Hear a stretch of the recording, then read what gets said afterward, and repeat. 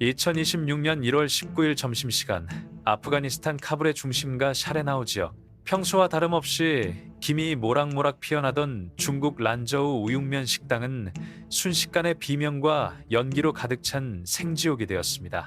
범인은 식당에 들어와 약 30분간 조용히 자리를 지키다 입고 있던 폭탄조끼를 터뜨렸습니다.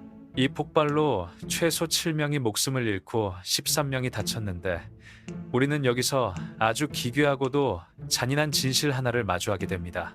사망자 중 한 명은 이 식당의 공동 주인인 압둘라만, 중국 이름으로는 아유브라고 불리던 인물이었습니다. 그는 중국 신장 지역 출신의 무슬림이었습니다. 무슬림의 권리를 보호하겠다고 외치는 테러단체 ISK가 정작 같은 무슬림이자 중국 동포인 인물을 타겟으로 삼아 살해한 겁니다. 여러분, 이건 단순한 오폭이 아닙니다. 아주 정교하게 계산된 중국이라는 거대한 제국을 향한 독이 든 성배를 건네는 행위이자 명백한 선전포고입니다. 솔직히 말씀드리면 지금 아프가니스탄에서 벌어지는 이 상황은 우리가 알던 과거의 테러와는 차원이 다릅니다. 과거의 지하디스트들에게 미국이 먼저기였다면 이제 그 화살촉은 바로 옆집인 중국으로 완전히 고정되었습니다. ISK는 중국을 단순히 공산주의 국가로 보는 게 아니라 이슬람을 말살하려는 최악의 이교도이자 자신들의 영역을 침범하는 신흥 제국주의자로 규정했습니다. 그들이 보기에 지금의 탈레반은 어떤 존재일까요? 입으로는 이슬람을 외치면서 뒤로는 중국의 돈을 받기 위해 손을 잡는 배신자이자 변절자들인 것이죠. 한번 상상해 보십시오. 2021년 미군이 철수하면서 생긴 그 거대한 권력의 진공 상태를 말입니다. 탈레반은 승리를 선언했지만 정작 나라를 운영할 돈이 없었습니다. 이때 구세주처럼 등장한 게 바로 중국입니다.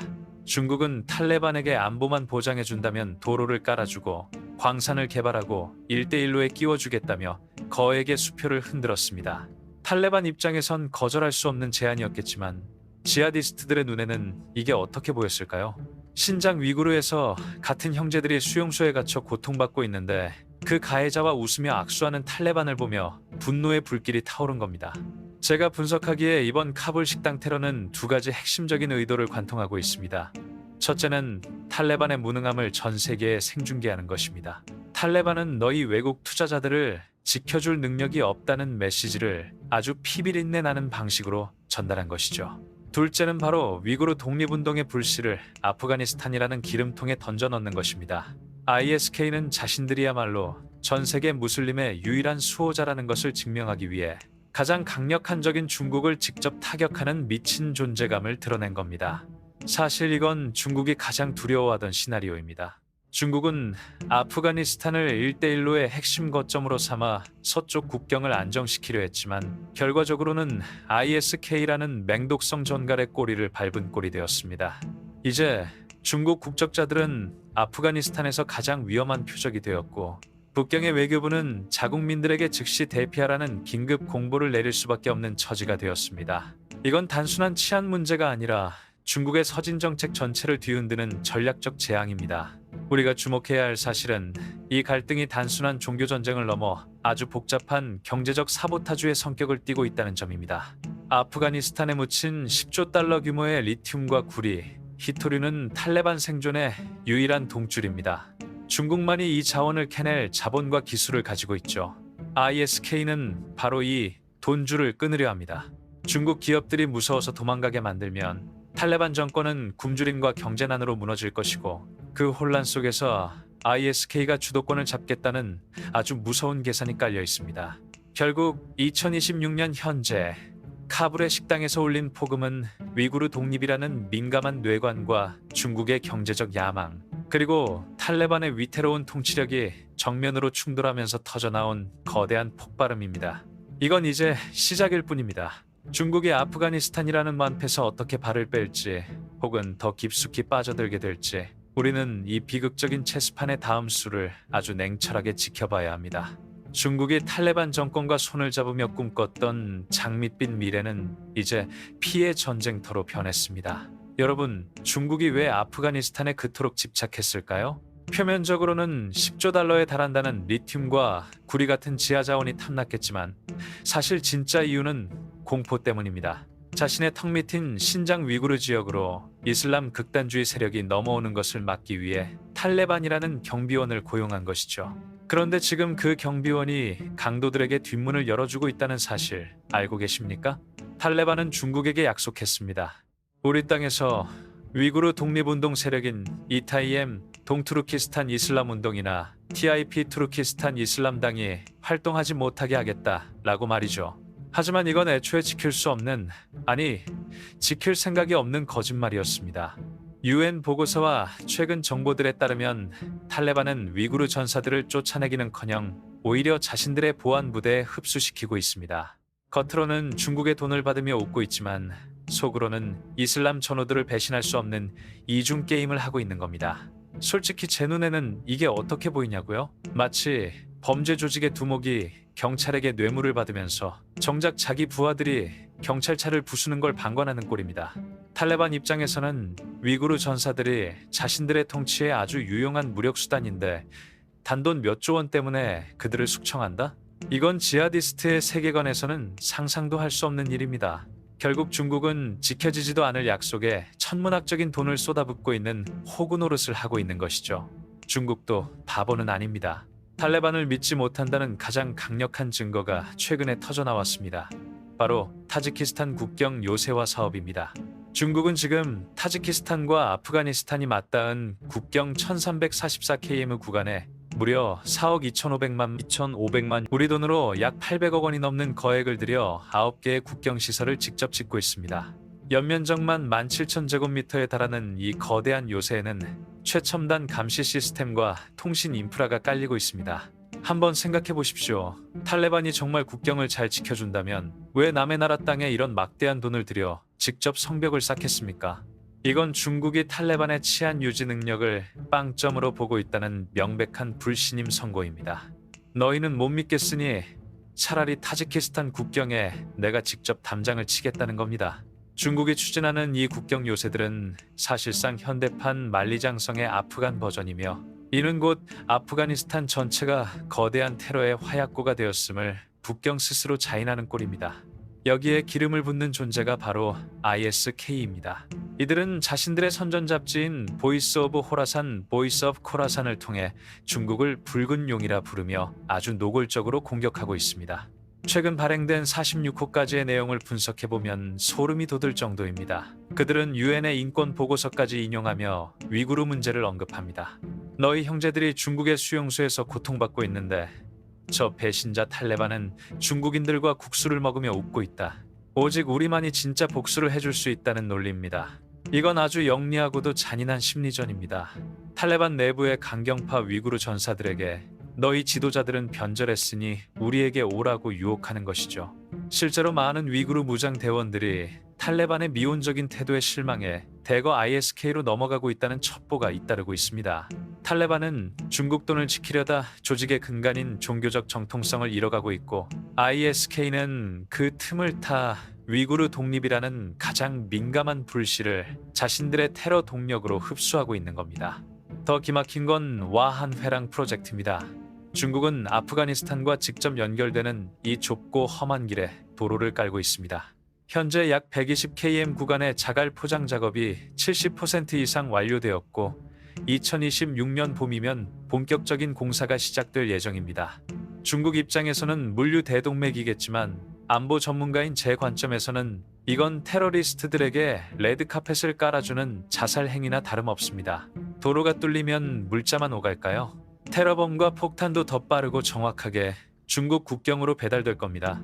결국 중국은 아프가니스탄을 통제하려다 오히려 그 도끼에 중독되고 있습니다. 경제적 투자는 테러의 목표물이 되었고 안보적 협력은 배신으로 돌아오고 있습니다. 이건 마치 모래 위에 유리 궁전을 짓는 격입니다. 화려해 보이지만 밑바닥에서 흔들리면 한순간에 산산조각이 나버리는 것이죠. 지금 카불과 국경지대에서 들리는 총성은 단순한 소란이 아닙니다. 중국의 서진 정책의 거대한 벽에 부딪혀 부서지는 파열음입니다. 누군가는 중국이 이 혼란을 힘으로 억누를 수 있을 거라 말합니다. 하지만 전 세계 최강대국이었던 미국조차 20년을 버티다 도망친 곳이 바로 아프가니스탄입니다. 중국은 총 한 자루 쏘지 않고 돈으로 이 땅을 사려 했지만 이슬람 원리주의라는 거대한 신념의 벽 앞에서는 위안화 다발도 종이 조각에 불과하다는 사실을 뼈저리게 느끼고 있을 겁니다. 이제 중국은 선택해야 합니다. 더 많은 돈과 피를 쏟아부으며 떼프로 들어갈 것인지, 아니면 모든 자존심을 버리고 철수할 것인지를 말이죠. 결국 우리는 가장 잔인하고도 현실적인 시나리오를 마주해야 합니다. 지금 아프가니스탄에서 벌어지는 일들은 단순히 먼 나라의 테러 뉴스가 아닙니다. 이건 중국이라는 거대한 제국이 자신의 오만함 때문에 스스로 판함정에 빠져드는 과정이며, 그 파편은 반드시 우리 한국을 포함한 전 세계 경제와 안보 지형으로 튀게 되어 있습니다. 제가 지금부터 그려낼 시뮬레이션은 결코 과장이 아닙니다. 이건 이미 시작된 거대한 연쇄 반응의 결과물들입니다. 한번 상상해 보십시오. 만약 ISK가 지금처럼 집요하게 중국인들을 사냥하고 중국의 핵심 광산 시설들을 무력화하는 데 성공한다면 어떤 일이 벌어질까요? 중국은 두 가지 선택지 중 하나를 골라야만 합니다. 첫째는 아프가니스탄에 직접 군대를 보내는 동양판 베트남 전쟁에 댐프로 들어가는 것이고, 둘째는 수십조 원의 투자금과 자존심을 모두 버리고 야반도주하듯 철수하는 것입니다. 어느 쪽을 택하든 중국 공산당에게는 치명상입니다. 솔직히 제 판단은 이렇습니다.